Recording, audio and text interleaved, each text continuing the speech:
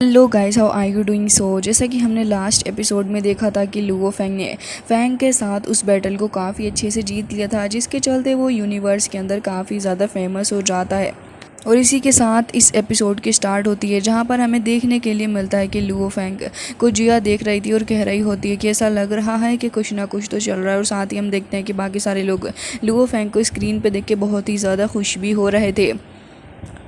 अब हमें दूसरी साइड का सीन दिखाया जाता है, जहाँ पर हम देखते हैं कि Luo Feng and family celebrate कर रहे होते हैं लुओ फेंग की इस इतनी बड़ी जीत को, जहाँ पे उसके सारे गार्ड्स वगैरह भी मौजूद थे और लुओ फेंग भी अपनी फैमिली के साथ काफ़ी ज़्यादा खुश था। ले शैन एज ऑलवेज यहाँ पर होंग को परेशान कर रहे थे और यहाँ पर उन्हें काफ़ी ज़्यादा अजीब तरीके से फ्लड भी कर रहे थे। दूसरी ओर लुओ फेंग के बच्चों को देखते हैं जो कि यहाँ पर खाना ठूस रहे होते हैं एंड बाइल कालो को परेशान कर रहे थे। बेचारा तो वो बहुत ही ज़्यादा परेशान हो चुका है, क्योंकि इन लोगों ने उसे अपनी सेकंड मदर जो मान लिया है। जिसके बाद लुओ फेंग के फादर जो हैं वो डांस भी करके दिखा रहे थे एंड ली शैन एंड होंग उसे देख रहे होते हैं। बट गाइस, यहाँ पर होंग काफ़ी ज़्यादा उदास नज़र आ रहे थे। वो तुरंत ही उस जगह पर से हट के किसी दूसरी साइड जाके खड़े हो जाते हैं, जहाँ पर से यूनिवर्स दिख रहा था और वो थोड़े उदास नज़र आ रहे थे। तभी ली शैन उनके पास में आ जाते हैं और कह रहे थे कि बिग ब्रदर, आखिर आपको क्या हुआ है, किस चीज़ के बारे में आप सोच रहे हैं। तब हम देखते हैं कि फाइनली जाके वो कहने लग जाते हैं कि यूनिवर्स बहुत ही ज़्यादा बड़ा है और इसके अंदर स्टार्स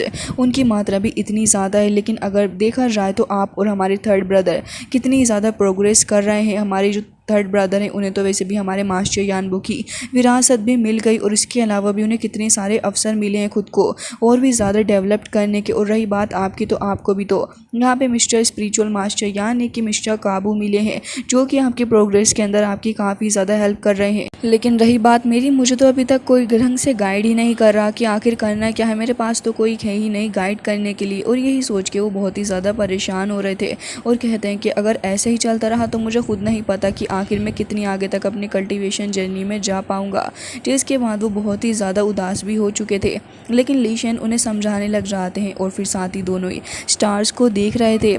इसके बाद अब हमें दिखाया जाता है कि लोग एंजॉय कर रहे थे, लेकिन दूसरी ओर हम एम्परर यांग को देखते हैं जो कि जियांग चैंग से बातें कर रहे थे और कह रहे थे कि मैंने इन तीनों को ही देखा है और इन तीनों को देखने के बाद मुझे अपने पास्ट की बातें याद आ रही हैं। साथ ही वो ये भी कहने लग जाते हैं, उस वक्त को याद करता हूँ तो मुझे थोड़ा अजीब लगता है। मेरे दोनों ही साथी इमोर्टल बन गए और रही बात मेरी, तो मैं बस एक लोड बन के ही रह गया हूँ। जिसके बाद वो परेशान हो रहे होते हैं, लेकिन तभी हम देखते हैं कि यहाँ पे जियांग चैंग कह रहा था कि लॉर्ड, आखिर आप किस चीज़ को लेकर इतना ज़्यादा परेशान हो रहे हैं, मुझे समझ नहीं आ रहा। तभी यहाँ पर वो कहने लग जाते हैं कि तुम्हें शायद इस बारे में नहीं पता है, लेकिन मेरा वक्त अब आ चुका है और मुझे नहीं लगता कि मेरी लाइफ स्पैन अब ज़्यादा वक्त तक रहेगी। जिसके साथ ही जियांग चैन को उनकी बात समझ आ रही थी, तो वो उनके पास आ जाता और वो समझ गया था कि आखिर वो क्या कहना चाह रहे हैं। तभी वो उससे कहते हैं कि देखो, मुझे लग रहा है कि मेरे पास जो टैलेंट है इसे अब मुझे दूसरे लोगों को पास कर देना चाहिए, क्योंकि मेरी लाइफ का कुछ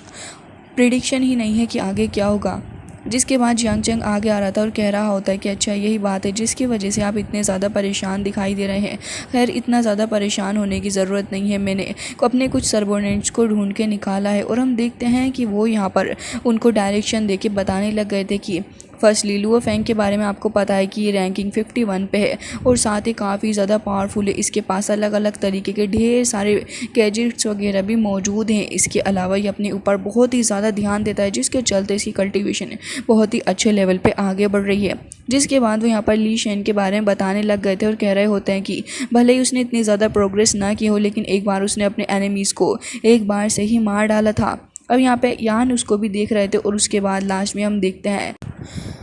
में हमें देखने के लिए मिलते हैं होंग, जो कि 999 पर थे। जिसके बाद उनकी रैंकिंग कुछ खास तो नज़र नहीं आ रही थी, जिसके चलते अभी काफ़ी ज़्यादा ध्यान से वो उन्हें देखने लग जाते हैं और कह रहे थे कि हाँ, तुमने इसके बारे में सही कहा, हालांकि इतना ज़्यादा पावरफुल नहीं है, लेकिन मेनली जो यान की नज़रें होती हैं वो यहाँ पर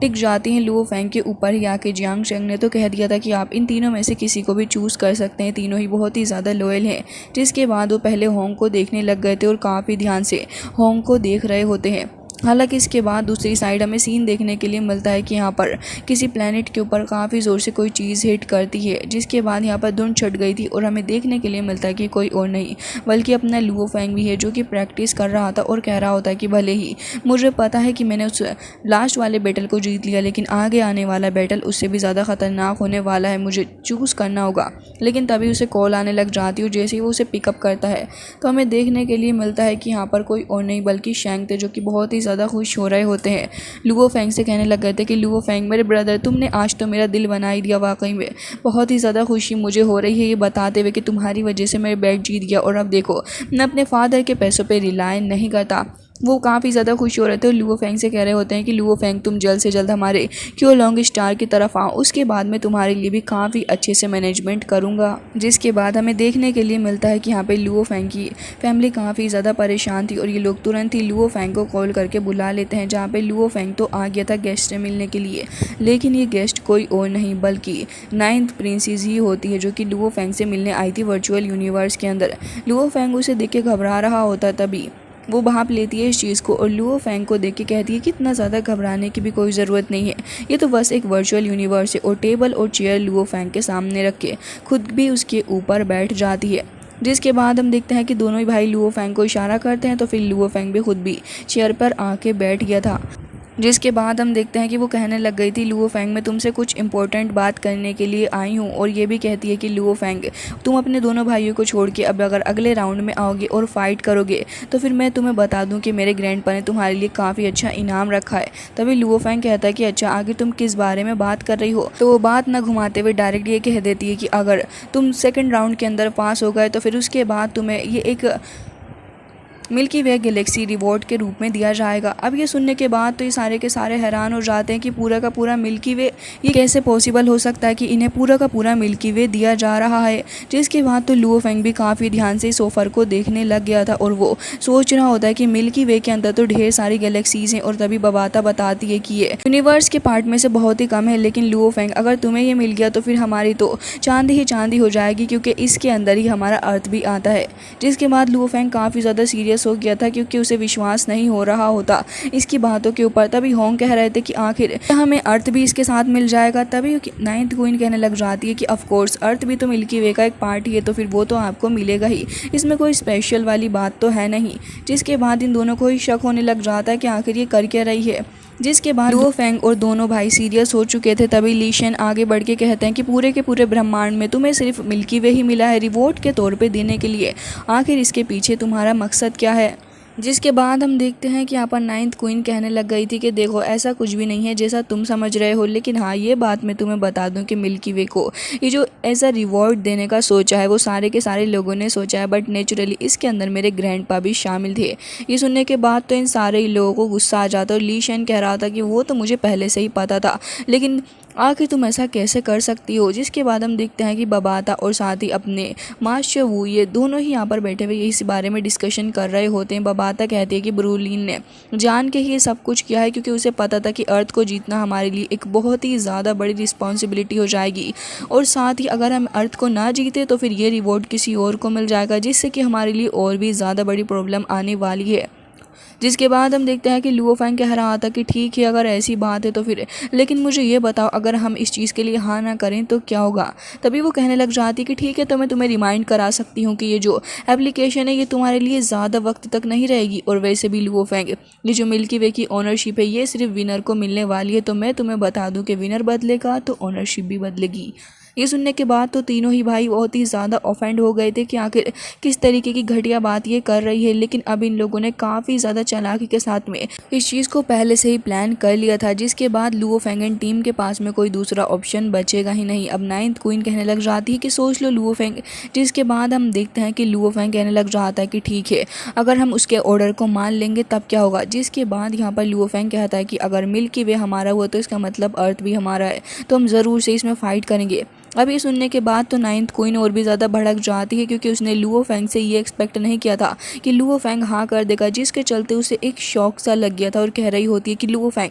तुम्हारी हिम्मत भी कैसे हुई ऐसा करने की, खैर देखा जाएगा जो भी होगा, क्योंकि मैं तुम्हें बता दूं कि तुम अर्थ के लॉर्ड भले ही थे, तो फिर अब तुम्हारे आखिरी दिन शुरू हो चुके हैं लुओ फेंग, जाओ जाके अपने अर्थ के लोगों के साथ टाइम स्पेंड करो, क्योंकि कुछ वक्त बाद अब अर्थ की नई लॉर्ड मैं बनने वाली हूँ। मतलब कि इन लोगों ने इस मिल्की वे को रिवॉर्ड में देने के साथ साथ ये भी डिसाइड कर लिया था कि आखिर कौन फाइट करेगा और कैसे करेगा, जिसके बाद हम देखते हैं कि लुओ फेंग भी अब उससे फाइट करने के लिए रेडी हो गया था। दोनों ही ब्रदर्स उसे मोटिवेटेड करते हैं। तभी बबाता यहाँ पर आ जाती है और लुओ फेंग उससे पूछ रहा था कि आगे क्या होने वाला है बबाता। तभी बबाता बताती है कि सेकेंड राउंड जो है वो प्री सिलेक्शन होगा, और वैसे भी लुओ फेंग यहाँ पे 100 लोगों को डायरेक्टली ट्रांसफ़र कर दिया जाएगा सेकेंड स्टेज के लिए, और टोटल अब 1 लाख लोग बचे हैं, जिसके अंदर से 900 प्लेसेस हैं। तो लुओ फेंग, मुझे लग रहा है कि अब नेक्स्ट बैटल स्टार्ट होने वाला है। जिसके बाद हम देखते हैं कि लुओ फेंग की नज़र अब मिल्की वे पे ही थी, क्योंकि किसी भी तरीके से इन्हें मिल्की वे गैलेक्सी तो चाहिए ही। अब हमें दिखाया जाता है कि नाइन्थ क्वीन यहाँ पर वापस आ गई थी और वो बैठ के इसी चीज़ के बारे में सोच रही होती है। तभी नुलानसन हिल फैमिली का वो लीडर आ जाता है और कह रहा था कि तुम्हें क्या लगता है, क्या सच में लुओ फेंग ऐसा कर पाएगा, क्या सच में वो पार्ट लेके जीत सकता है।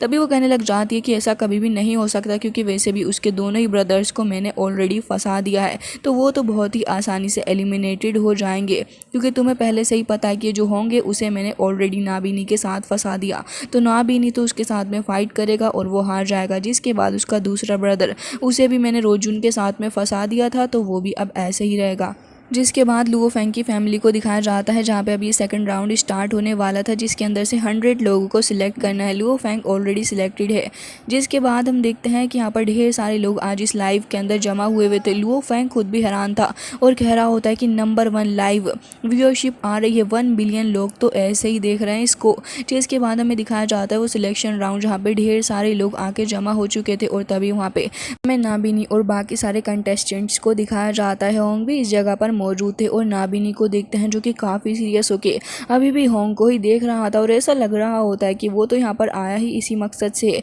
कि वो जल्द से जल्द होंग को हरा सके। इसके अलावा हमें और भी काफ़ी सारे लोग देखने के लिए मिलते हैं, जो कि अपने अपने एनिमीज़ की तलाश कर रहे थे, क्योंकि सभी यहाँ पर अपने दुश्मनों से भी बदला लेने के लिए आए हैं, वो भी एक रीज़न है। अब हमें दिखाया जाता है कि यहाँ पर होंग बैठकर इंतज़ार कर रहे थे, लेकिन तभी यहाँ पे एक बड़ा सा पिलर टाइप अपीयर होता है, जिसके अंदर हमें इस जगह के होस्ट का होलोग्राम दिखाया जाता है, जो कि तुरंत ही यहाँ पर आके खड़े हो गए थे। वो थोड़े सीरियस नज़र आ रहे थे। उन्हें देखने के बाद तो सारे ही लोग उन्हें चेयर करना शुरू कर देते हैं, क्योंकि सभी को पता था कि अब जब होस्ट आ चुके हैं तो अब ज़ाहिरन तौर पर मैच भी स्टार्ट होगा, जिसके लिए लोग काफ़ी ज़्यादा एक्साइटेड नज़र आ रहे थे।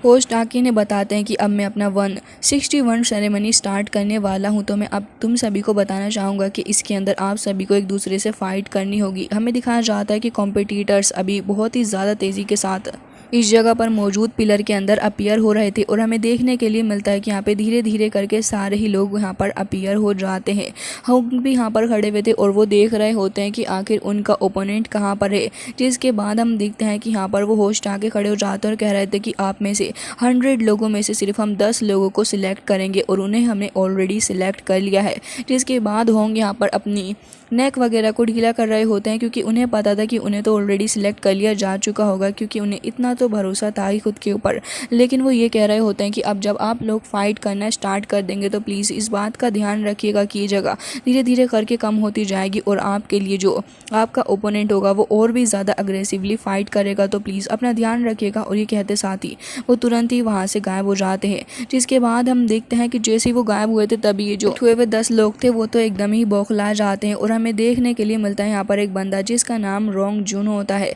अब वो यहाँ पर खड़ा हुआ था, तभी हम देखते हैं कि उसके ऑपोजिट साइड वाला बंदा आके खड़ा हो गया था और कहने लग जाता है कि मैं तुम्हारा काफ़ी वक्त से इंतज़ार कर रहा था और अब तुम मुझे मिल ही गए। साथ ही हमें 9th क्वीन का वो बंदा नाबिनी भी दिखाया जाता है, तो हमें देखने के लिए मिलता है कि वो भी काफ़ी ज़्यादा पावरफुल अटैक करता है। दोनों के ही बीच बहुत ही ज़्यादा ख़तरनाक तरीके की फ़ाइट स्टार्ट हो गई थी, और दोनों फाइटिंग के दौरान एक दूसरे के ऊपर लगातार काफ़ी सारे अटैक्स कर रहे थे। हमें देखने के लिए मिलता है कि रोंग जून यहाँ पर उसके अटैक को रोकने की कोशिश कर रहा होता है, लेकिन यहाँ पर ये बंदा ये भी कुछ कम नहीं था, वो भी लगातार अटैक कर रहा था। हमें देखने के लिए मिलता है कि अपनी रोप टाइप चीज़ का इस्तेमाल करते हुए वो बार बार उसके अटैक को रोक रहा होता है और उसे दूर उठाकर पटक रहा भी दिखाया जाता है, जो कि यहाँ पर अपने ओपोनेंट के साथ में फाइट कर रहे थे, लेकिन उनका ओपोनेंट बहुत ही ज़्यादा खतरनाक था। वो पूरी कोशिश कर रहे होते हैं इस ओपोनेंट को मार के जल्द से जल्द अपने आगे के राउंड में जाने के लिए, और हमें देखने के लिए मिलता है कि वो बेचारे पूरी कोशिश भी कर रहे थे, बट यहाँ पर उनका जो ओपोनेंट था वो भी बहुत ही ज़्यादा खतरनाक और पावरफुल पर्सन था,